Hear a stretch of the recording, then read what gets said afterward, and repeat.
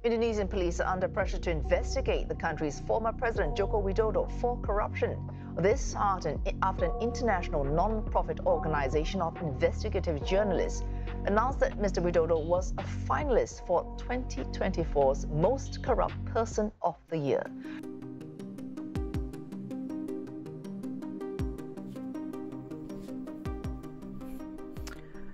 Halo semuanya, kali ini kita akan bahas tentang berita hangat sebelum tahun baru yang sampai saat ini menjadi perbincangan di media sosial, khususnya di jagat media maya dari Twitter, dari YouTube, Instagram, Facebook, atau TikTok yang menggoreng media ini lebih jauh. Sebuah lembaga investigasi korupsi dunia, Organized Crime and Corruptions Reporting Project atau OCCRP. Lembaga investigasi tersebut merilis, yaitu di urutan ketiga, nama yang sangat familiar di telinga kita yang banyak digaung-gaungkan oleh lembaga survei terhadap kepuasan kinerjanya yang menunjukkan persentase yang sangat positif. Ternyata justru lembaga kredibilitas yang berfokus terhadap investigasi tentang kejahatan dan korupsi memasukkan daftar nama mantan presiden kita, presiden ke-7, yaitu Bapak Joko Widodo, sebagai finalis pemimpin negara terkorup dunia tahun 2024. Yang meskipun beliau bukan yang pertama menjadi the greatest atau pemenang dari nominasi tersebut, tapi beliau masuk ke dalam urutan ketiga, yang mana ini justru bukan hal yang sangat membanggakan, justru hal yang cukup memalukan, bahkan sangat memalukan bagi seluruh rakyat Indonesia. Karena kita sebagai negara demokrasi yang menjunjung nilai demokratis, justru pemimpin kita masuk ke dalam jajaran nominasi pemimpin terburuk dalam kasus korupsi, dan itu akan tercatat dalam sejarah dunia. Meskipun ini akan menuai banyak tanggapan, termasuk mantan presiden kita Pak Joko Widodo menafikan hal tersebut, menganggap hal itu sebagai fitnah jahat atau framing jahat, bahwa kalau memang korupsi, ya buktikan korupsinya apa gitu loh. Suatu respon yang standar bagi seorang pemimpin. Pemenang dari nominasi pemimpin terkorup dunia 2024 tersebut yaitu Presiden Bashar Assad yang kemarin digulingkan di Suriah. Presiden kita boleh untuk protes terhadap lembaga tersebut, lembaga yang fokus dalam jurnalisnya, fokus dalam investigasinya terhadap bidang kejahatan dan korupsi yang terpusat di Belanda, yang punya staf di 6 benua.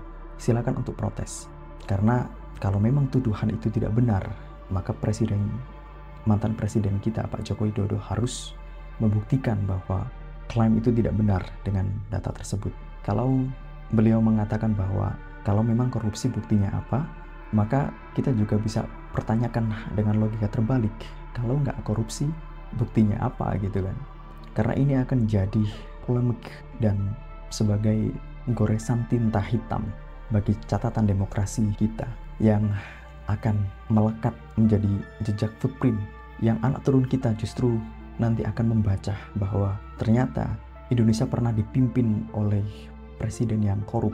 Sebelumnya memang Bapak Soeharto juga pernah dimasukkan sebagai pemimpin dunia yang korup dengan memimpinnya selama 32 tahun, presiden yang otoriter gitu. Dan Pak Jokowi dengan 2 periode itu masuk gitu. Dan berita itu rilis justru setelah beliau baru saja melepas jabatannya sebagai Presiden Indonesia yang digantikan oleh Bapak Prabowo Subianto. Dulu kita melihat dalam postingan beliau yang dari awal-awal masuk ke dunia kontestasi politik pemilihan presiden tahun 2014, beliau memenangkan kontestasi tersebut dan beliau pernah mengatakan bahwa kita akan perkuat KPK tahun 2014. Tetapi di tahun 2019 justru KPK itu dilemahkan. Beliau pernah mengatakan dalam media bahwa pelapor kasus korupsi bisa dapat reward 200 juta tahun 2018. Dan setelah itu Ada seorang perempuan bernama Nur Hayati. Dia melaporkan kasus korupsi, tapi dia jadi tersangka gitu loh. Coba, nangkep nggak? Kamu dapat imbalan loh kalau melaporkan tindak pidana korupsi. Ada yang melakukan korupsi, kamu dapat reward 200 juta. Ada tuh orang yang menjawab tantangan itu kan, korupsi itu. Tapi dia malah ditangkap, dijadiin tersangka. Gimana logikanya gitu loh? Kayak gini loh, ada lomba. Kalau kamu menang lomba, kamu dapat hadiah, dan hadiahnya yaitu dia dieksekusi. Kan nggak etis banget kan gitu loh. Kita kan berharap bahwa orang baik masuk politik agar bisa bikin perubahan. Ternyata perubahan pertama yang ia lakukan adalah menjadi orang tidak baik. Ya kayak gitu loh.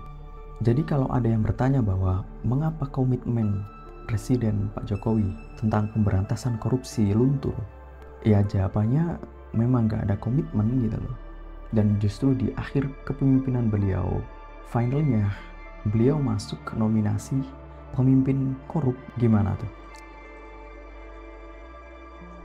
Seperti kayak kasus Edi Prabowo, dipotong masa tahannya karena beliau saat menjadi menteri melakukan kinerja baik.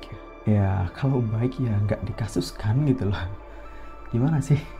Jadi dengan fenomena ini menunjukkan bahwa perjalanan politik Presiden Jokowi berakhir dengan catatan buruk di mata dunia. Ya generasi mendatang akan mengingat era ini sebagai masa ketika kritik dari masyarakat sipil akhirnya mendapatkan resonansi di tingkat internasional. Dalam kurikulum sejarah, nama Indonesia akan tercatat sebagai negara dengan pemimpin yang korup, yaitu Presiden Jokowi. Meskipun mungkin Presiden Jokowi akan membantah semua tuduhan ini dengan mengerahkan pendukungnya untuk membuat headline yang menyatakan bahwa ini hanya upaya luar negeri untuk mengacak-acak Indonesia. Sejarah dunia tetap akan mencatat Indonesia sebagai bagian dari sejarah global.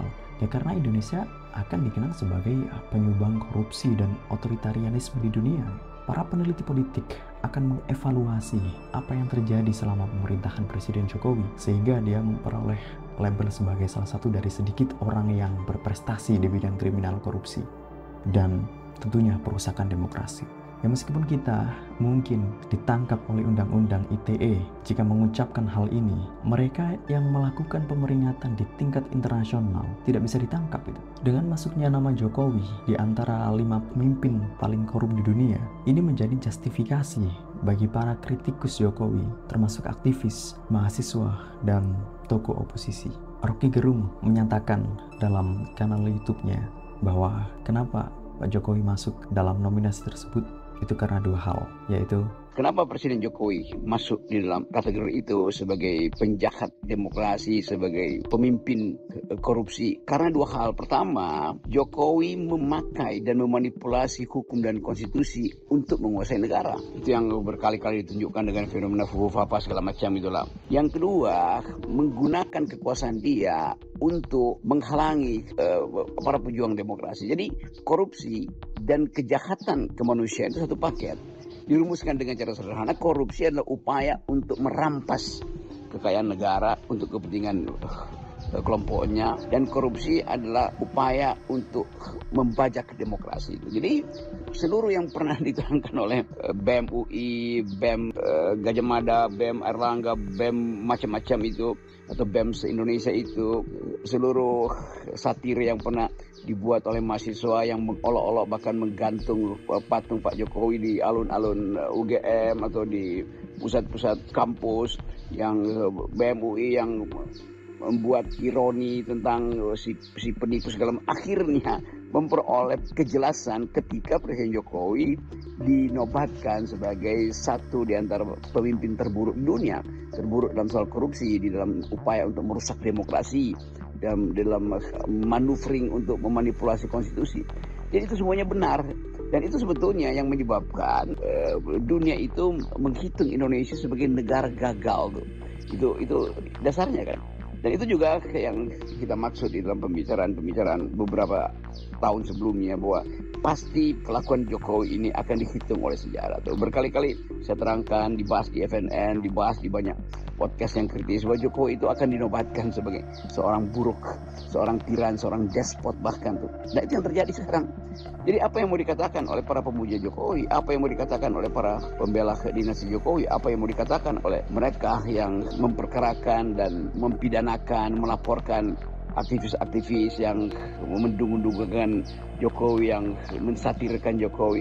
Semua itu akhirnya dimedalikan oleh dunia internasional. Jadi sesuatu udah terjadi dan kita harus telan itu sebagai kutukan bahwa kita memilih seseorang yang tidak punya kapasitas, dan satu-satunya kapasitasnya adalah merusak demokrasi, satu-satunya kapasitasnya adalah memperluas wilayah korupsi. Sekali lagi itu yang ditemukan oleh dunia internasional berdasarkan pantauan kritis dari jurnalis-jurnalis investigasi di seluruh dunia. Jadi itu sangat objektif dan sudah dicatat dalam sejarah.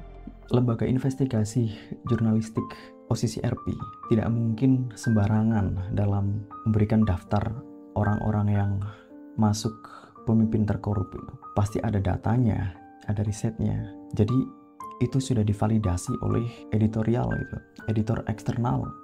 Jadi apa yang dikatakan oleh para pendukung Pak Jokowi ketika melihat penghargaan tersebut, mungkin akan banyak penskeptisan atau dalih-dalih yang menunjukkan bahwa mereka sangat tidak setuju bahwa pemimpin yang dia kagumi selama ini justru masuk ke dalam ranah buruk perusak demokrasi. Tapi ketika Anda melihat perdebatan atau argumentasi dari mereka, justru jadi semacam simpang siur gitu, semacam hanya emosional aja. Justru mereka sering menunjukkan ketidakrasional mereka dalam membantah argumen tersebut gitu. Kalau mau membantah data, maka sampaikan data juga yang valid gitu loh. Kalau memang Anda merasa bahwa data itu nggak benar, maka Anda punya data pembanding yang lebih benar. Nah itu tunjukkan gitu loh. Bukan semacam emosi politik atau emosi publik yang saling menyerang personal gitu. Oke. Gimana tanggapan kalian tentang fenomena ini? Coba diskusikan di kolom komentar ya. Jadi itu yang bisa saya sampaikan. Sampai jumpa di episode selanjutnya. See you next time. Bye-bye.